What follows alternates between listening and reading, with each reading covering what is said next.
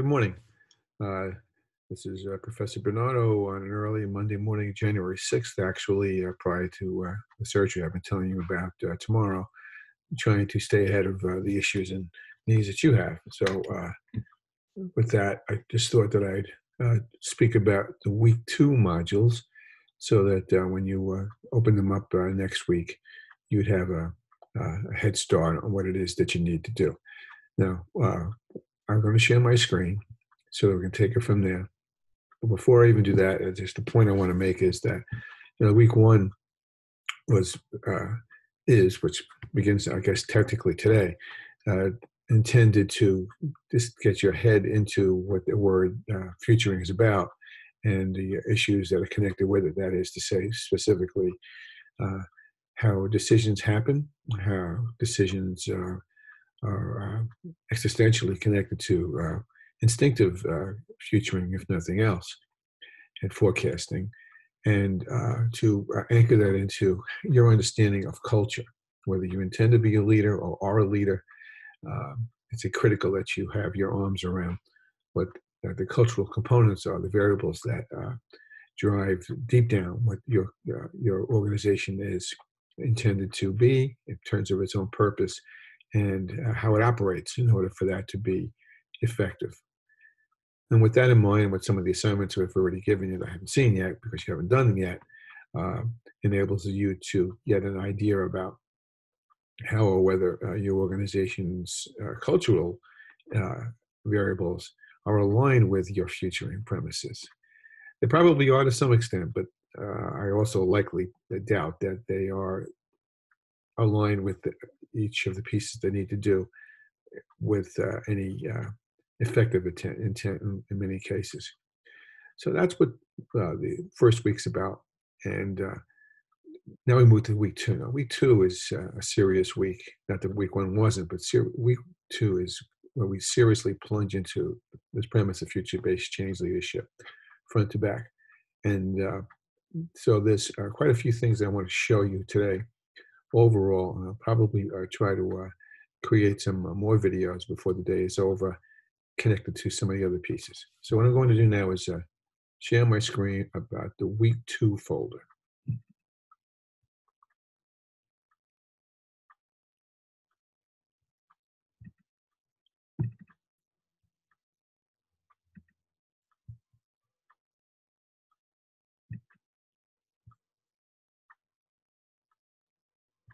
And I can't find it, so I will try one more way.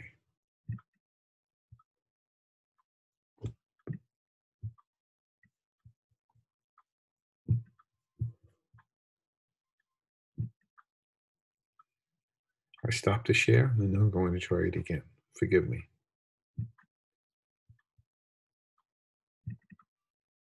Okay, we have it now. I'm hoping that you see it. And what I'll do is I will run this video for myself to make sure that it's all under control. I think we're okay. Okay, so here are the week two goals. These are connected back to the syllabus. And I hope that I've mentioned that the syllabus is being shaved and twisted as we speak, as I can clearly intend to reshape it to meet the 3-week source use casing that we're working with. Nonetheless, the goals are pretty much still intact. In fact, they are absolutely intact. So forgive me for reading to you for a moment, but here it comes.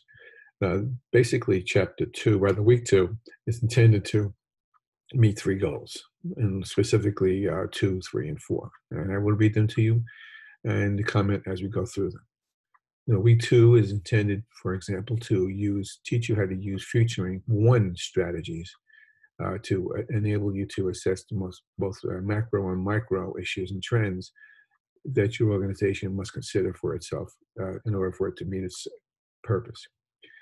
Put more simply, that's about information gathering and trying to be current with you. I mean, we know that we're potentially in the midst of a very serious, kind of frightening Mideast crisis, and political points of view notwithstanding, we can future for that on a macro level kind of quickly. Here's one issue to consider.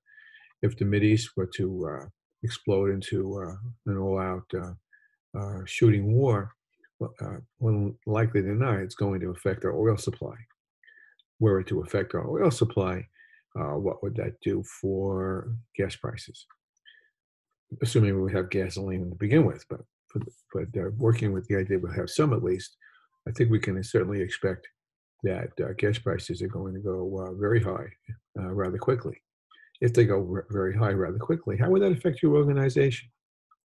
How would it affect the food that you buy? That's the kind of things that come into play when you begin to do what sometimes is called an environmental scan. Some futurists do use that term. But really, what you need to do now is to think about all the things you need to do, all the people you need to speak to, all the people you need to, and sources you need to take a look at in order to get your arms around uh, uh, where your organization, where you, for that matter, sit in the scheme of things, and how you see things coming at you. Which brings to mind those words we used in the first week, which was probable, possible, probable, and preferable futures. Now we're beginning to walk through the probable future field, and you begin to see that there's an array of probable futures that must be as clearly defined as possible. In the bibliography, you may have noticed some books by Otto Scharmer. I know I've mentioned him several times, and highly recommend that you try to read those books on your own or to watch some of his videos, some of which I will post up the road. Uh, and he doesn't use the word probable future so much as he uses the term emerging future. So we'll use them interchangeably for up and along the whole course and beyond. In either case, the issue is about what's coming, what can we likely expect, and can we be clearly uh, assured that we have our information in front of us. Now, in order to get the information, we have to find ways to get that kind of information. What are the sources? Who are the sources? What data do you need to know?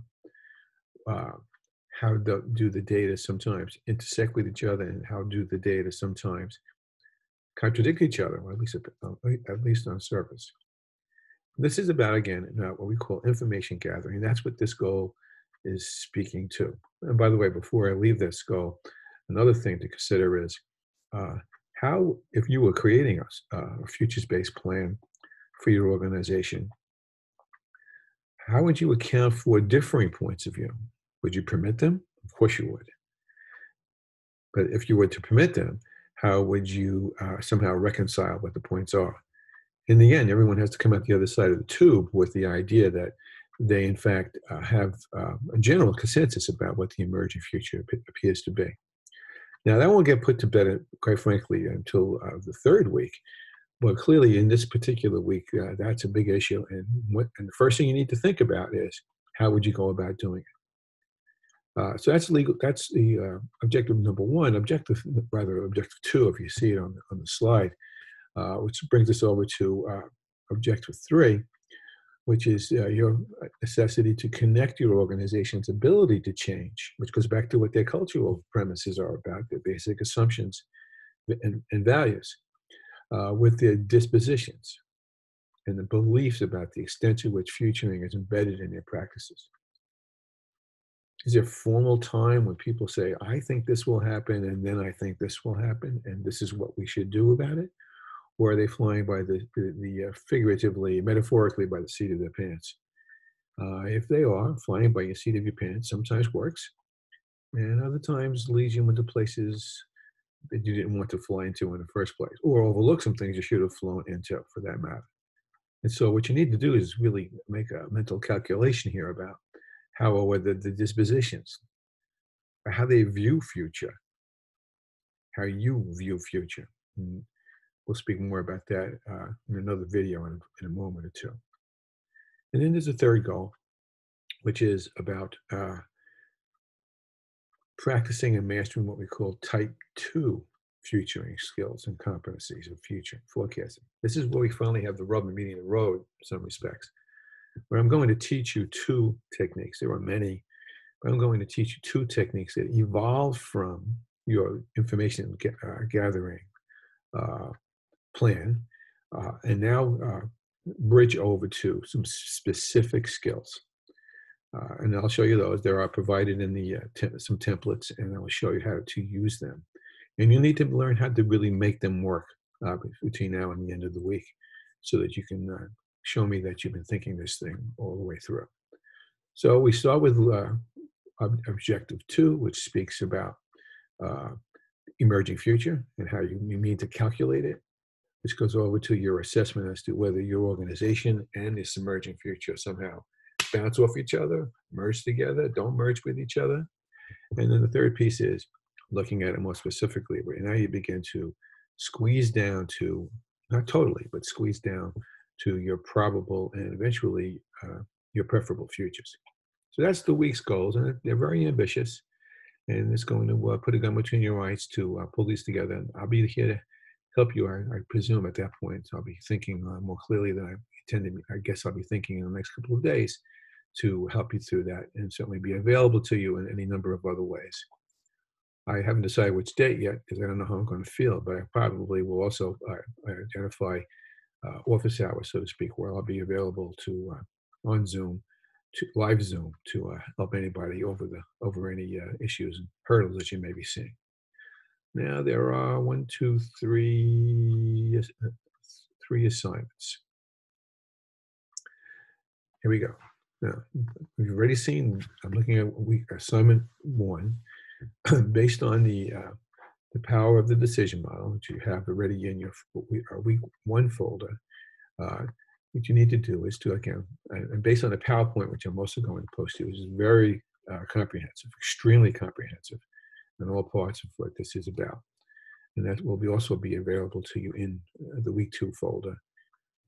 Based on all of that, give me a plan. Now, I don't mean to expect you to give me a full-fledged, dissertation plan here. All I need to do is have you show me what you're thinking about how a plan for gathering information for any organization for which you work or lead might go about making this all happen. I'll be looking at it specifically for the depth of your thinking and and for the sequence of how you see things working yourself through. That's pretty straightforward. How are you going to get the information you need to calculate the emerging / probable future that you think that you foresee? So that's the assignment week 1. That's connected to week 2. By the way, you won't be able to see these assignments until, I guess, the January 11th, but I'm giving you a kind of a heads up on that. Week 2 asks you to, again, based on the PowerPoint and some of the conversations that you're having with yourself, as well as reading probably chapters 5 and 6 more specifically, you're going to create something called a futures wheel. And I'll show you what that's about more specifically in another video about what that's about. And the futures wheel is going to enable you to more precisely, not altogether specifically, but more precisely, more nearly lay out causes and effects, if-thens, of things that you think, events and dispositions and attitudes and responses to various futures that you think that you begin to see. And what you will do in the end is use that futures wheel. I'm going to give you a template for that. And in one paragraph, just to try to identify what you think the most probable futures are that emerge from that. Don't get ahead of yourself on that, because although the template is deceptively simple, it actually does expect you to do some pretty heavy-duty thinking. And again, the video about futures wheel is a separate video that I'll post maybe today, but certainly before you have a chance, before you need to do it as an assignment.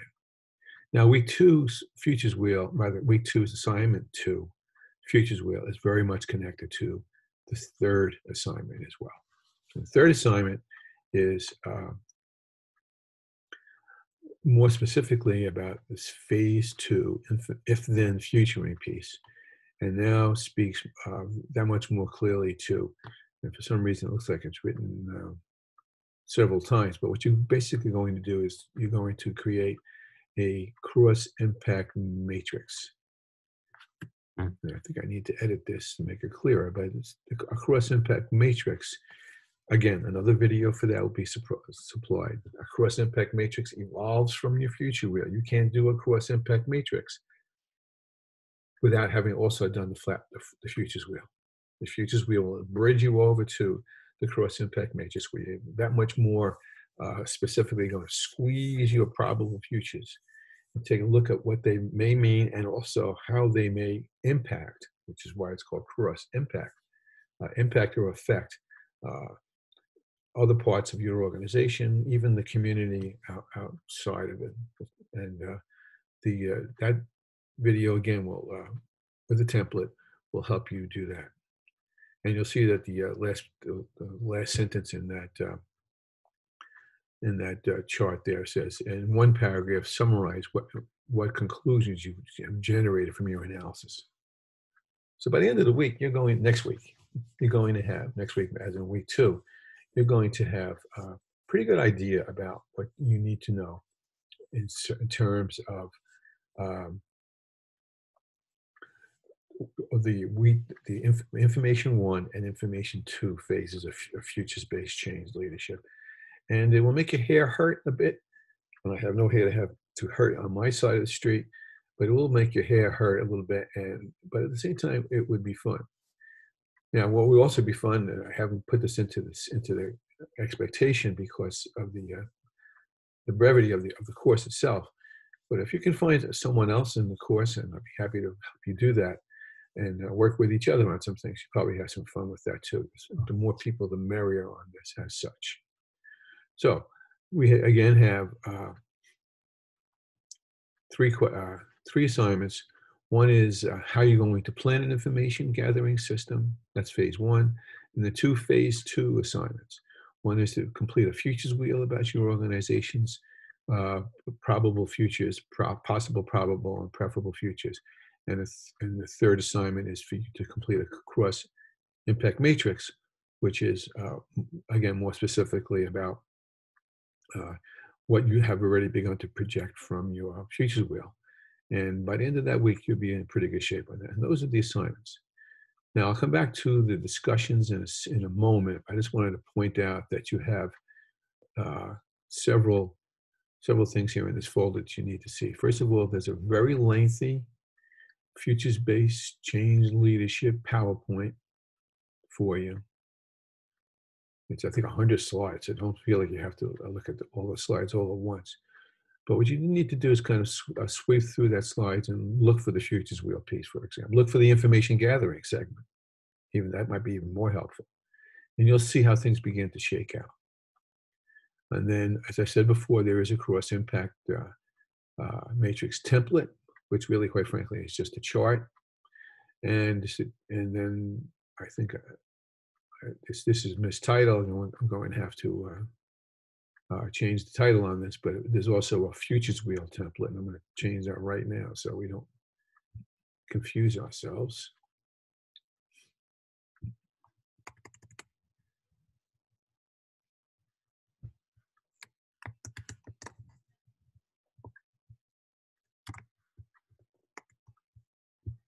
And so you'll have a template for that as well. So we have 3 assignments, and I'm pointing out there's 3, at this point, I might even add 3, I might add more, but right now there are 3 items within that folder. Most importantly would be the PowerPoint, followed by the futures wheel, followed by the cross impact matrix. And then there's going to be several videos. And so here's a video, which I'm doing right now, which is the introductory video. And I'll post a link to this. There'll be a video about information gathering, more specifically about how to do a futures wheel, how to do a cross impact matrix, and what reflections. I'll also probably create another list of likely websites and things to take a look at. Really, the sky's the limit on how you can go about doing these kinds of things. I think I mentioned in the introductory video that's in the first week that I also recommend strongly that you sign up for a Flipboard. I'm not sure if I'll do that in this video. I won't do it in this video. Flipboard.com, especially if you have a tablet. It's really suited well for tablets and for phones. Not quite as well for computers, but it is there. Get a membership in that and then subscribe to my 3 magazines. And they would be Futures-Based Change Leadership. A second one would be Futuring and Trends. And the third one would be ed reform. So I noticed that several of you are teachers or prospective administrators in schools.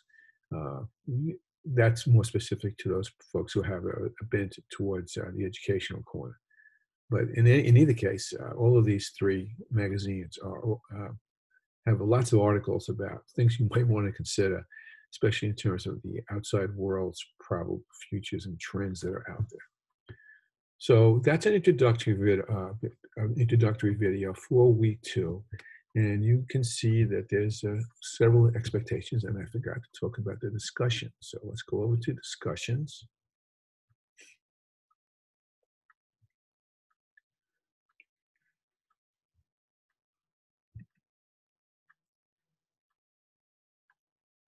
And where is week 2? Here it is. There are 4 discussion questions. Now, let's make it clear. There are 4 discussion questions here. I don't expect you to answer all 4 of the discussion questions. I do expect you to answer 1. Pick any one you want.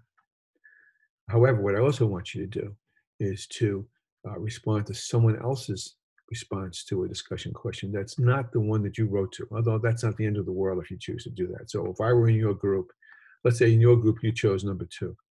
How do the emerging futures presenting itself appear to suggest issues for further information gathering? And you feel that you have something to say about that, so you write up a thread with some points of view. And then you go online, you see that Bernardo also spoke about number 2, or maybe Bernardo spoke about number 1. How does your information gathering system inform your 2-dimensional futures forecasting? So if you want to look at what I wrote, and you want to, that's fine too. But what I need, in any event, I need you to respond to someone else's question. I don't care which question they chose. I don't care which question you chose. It'd be great if you wanted to respond to more than one question. What I'm trying to do is generate a conversation among you folks about the issues that are reflective of what this week is about. And so here are 4 questions. First one is, how does your information gathering system inform your 2-dimensional futures forecasting? 2-dimensional as in if, then. I punch you in the nose, your nose bleeds. If I punch you in your nose, then your nose will bleed, is my typical example of that.